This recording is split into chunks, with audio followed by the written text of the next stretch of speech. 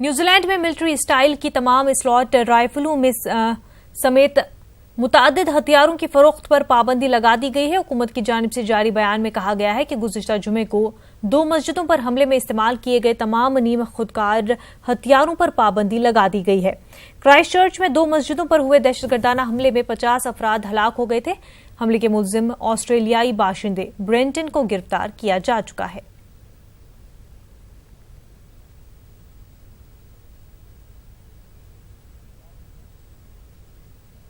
New Zealand کی وزیر اعظم Jacinta آرڈرن نے اعلان کیا ہے کہ کرائسٹ چرچ کی 2 مساجد میں فائرنگ سے ہلاک اور زخمی ہونے والوں سے اظہار یکجہتی کے لیے آئندہ جمعے کی اذان ملک بھر میں سرکاری ٹی وی اور ریڈیو پر براہ راست نشر کی جائے گی۔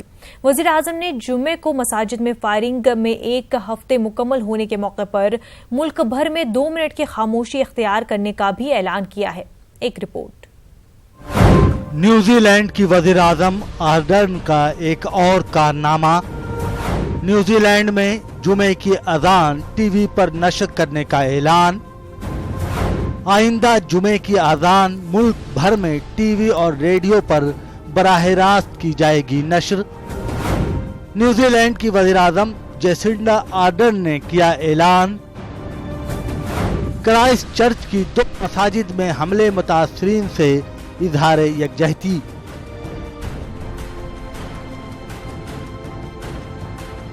نیوزی لینڈ کی وزیر اعظم جیسنڈا آرڈرن کے مطابق نیوزی لینڈ کا ہر شہری یہ چاہتا ہے کہ وہ حملے سے متاثرہ افراد اور اپنے مسلمان بھائیوں اور بہنوں کے ساتھ اظہار یکجہتی کرے، اور اسی لیے انہوں نے 2 منٹ کی خاموشی اختیار کرنے اور آئندہ جمعے کی اذان ملک بھر میں سرکاری ٹی وی اور ریڈیو پر براہ راست نشر کرنے کا فیصلہ کیا ہے۔ نیوزی لینڈ کی وزیر اعظم نے یہ اعلان بدھ کو کرائسٹ چرچ کے کشمیر ہائی اسکول کا دورہ کرنے کے دوران طلباء سے خطاب کرتے ہوئے کیا۔ اس اسکول کے 2 موجودہ اور 1 سابق طالب علم بھی مساجد پر حملے میں ہلاک ہونے والوں میں شامل تھے۔ وزیر اعظم نے کرائسٹ چرچ کے دورے کے دوران پولیس اور طبی عملے کے ان اہلکاروں سے بھی ملاقات کی جو حملے کے بعد سب سے پہلے مساجد پہنچے تھے اور وہاں امدادی سرگرمیاں انجام دی تھیں۔ واضح رہے کہ 15 مارچ کو کرائسٹ چرچ کی 2 مساجد پر نماز جمعہ کے دوران فائرنگ سے 50 افراد ہلاک اور 40 سے زائد زخمی ہو گئے تھے۔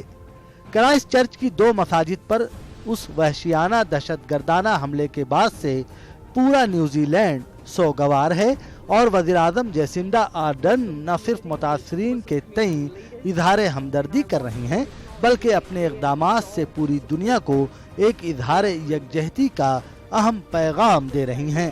وزیر اعظم جیسنڈا آرڈرن نے پیر کے روز پارلیمنٹ میں دعائیہ اجلاس کا اہتمام کیا تھا اور دہشت گردانہ حملے کے متاثرین کی ضرورتوں کو پورا کرنے کو اپنی اولین ترجیحات میں شامل بتایا تھا۔ پارلیمنٹ میں خطاب کے دوران جیسنڈا نے دہشت گردانہ حملے کے دوران سیکیورٹی اہلکاروں اور مسجد میں موجود افراد کی شجاعت کا ذکر بھی کیا تھا۔ Bureau report, news 18 Urdu.